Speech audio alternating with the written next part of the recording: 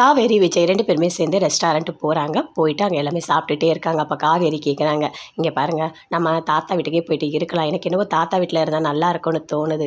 அதனால் நம்ம அங்கேயே போகலாங்க அப்படின்னு சொல்கிறாங்க. அதை கேட்டோன்னே விஜய் சொல்கிறாரு, இல்லை காவேரி, எனக்கு அப்படி ஒரு விருப்பம் இல்லை, கொஞ்ச நாள் ஆகட்டும்ன்றார். இல்லைங்க, பரவாயில்லைங்க, ப்ளீஸ் போகலாங்க அப்படின்னு சொல்லிட்டு காவேரி சொல்கிறாங்க. சரி, ஓகே, போகலாம் அப்படின்னு விஜய் சொல்கிறாரு. அதை கேட்டோன்னே காவேரி பயங்கரமாக சந்தோஷப்படுறாங்க. சரிங்க, நான் வீட்டில் அம்மா கிட்ட எல்லாருக்கிட்டையும் சொல்கிறேன், சரிங்களா, நம்ம நாளைக்கே கிளம்பலாம் அப்படின்னு சொல்கிறாங்க. அதே மாதிரி வீட்டுக்கு போகிறாங்க. போன உடனே போய்ட்டு சாரதா கிட்ட, பாட்டிக்கிட்ட எல்லாருக்கிட்டையுமே சொல்கிறாங்க, நான் போயிட்டு அங்கே விஜயோட வீட்லேயே இருக்க போகிறேன் அப்படின்னு சொல்கிறாங்க. அதை கேட்டோடனே கங்கா ரொம்ப சந்தோஷப்படுறாங்க. போ போ, அங்கேயே போ அப்படின்னு சொல்லிட்டு அதே மாதிரி சொல்லிட்டு வராங்க. வந்துட்டு சாமி கும்பிட்றாங்க சாரதா.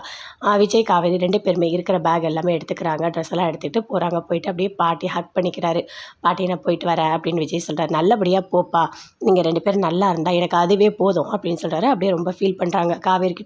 காவேரி சொல்கிறாங்க அவங்க அம்மா கிட்ட போயிட்டு, அம்மா நான் போயிட்டு வரேன் அப்படின்னு சொல்லிட்டு, நல்லபடியாக போயிட்டு வாம்மா அப்படின்னு சொல்கிறாங்க. சாமி கும்பிட்டு போங்கன்னு சாமியெல்லாம் கும்பிட்டு அங்கேருந்து 2 பேருமே கிளம்புறாங்க. தாத்தா வீட்டுக்கு போகிறாங்க. தாத்தா அங்கேருந்து பார்க்குறாரு. பார்த்துட்டு பயங்கர சந்தோஷப்படுறாரு. அப்படியே, விஜய், காவேரி 2 பேரும் வந்துட்டிங்களா, வாங்க வாங்க அப்படின்னு சொல்லிட்டு உள்ளே கூப்பிடுறாரு. ஆரத்தி எல்லாம் எடுக்கிறாங்க. எடுத்து உள்ளே கூப்பிடுறாங்க.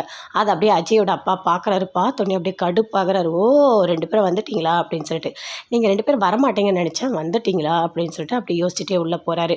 2 பேரையும் கூப்பிட்டு வச்சு தாத்தா பேசுகிறாரு. எனக்கு எவ்வளோ சந்தோஷமாக இருக்குது தெரியுமா விஜய், நாங்கள் உனக்காகவே வாழணும் தெரியுமா, நீங்கள் இல்லாதப்போ எவ்வளோ ஃபீல் பண்ண தெரியுமா, எனக்கு என்னவோ யாருமே இல்லாத வீட்டில் இருக்கா மாதிரி இருந்துச்சு தெரியுமா, இப்போ தான் வீடே நிறைஞ்சிருக்கு.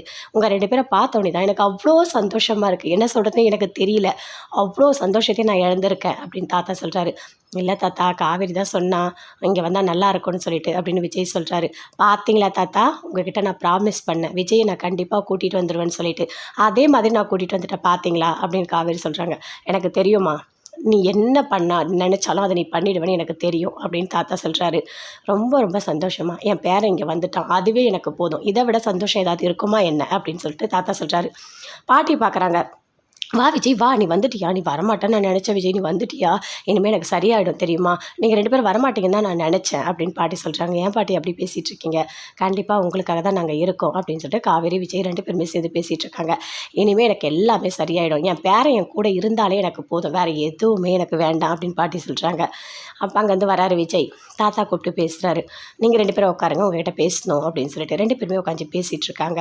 இங்கே பாரு விஜய், நீ வீட்டுக்கு வந்தது மட்டும் இல்லை, இந்த ஆஃபீஸோட பொறுப்பை நீ, காவேரி 2 பேருமே எடுத்து நடத்தணும் அப்படின்னு தாத்தா சொல்கிறாரு.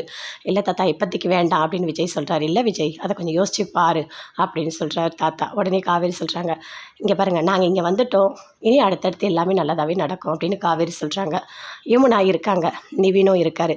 யமுனா அங்கேருந்து போயிட்டு சொல்கிறாங்க, இங்கே பாருங்கள், நான் உங்களுக்கு பணம் தரேன், நீங்கள் பிஸ்னஸ் பண்ணணுன்னு சொன்னீங்கல்ல அப்படின்னு சொல்கிறாங்க. உனக்கு ஏது பணம் அப்படின்னு நிவின் கேட்குறாரு. இல்லை அந்த கொடைக்கானல் வீடை விற்க போகிறோம் அப்படின்னு சொல்கிறாங்க. ஏன் அந்த வீட்டை விற்க போகிறீங்க, இல்லை விற்றா எனக்கு ஷேர் வரும், அந்த பணத்தை நான் தரேன், நீங்கள் பிஸ்னஸ் பண்ணுங்கள் அப்படின்னு சொல்லிட்டு யமுனா சொல்கிறாங்க. அப்படியா அப்படின்னு சொல்லிட்டு நிவின் சொல்கிறாரு.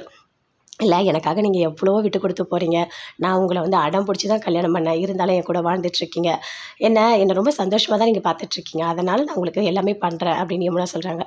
அப்படியா, சரி பார்க்கலாம், இவன் ஏன் வீட்டை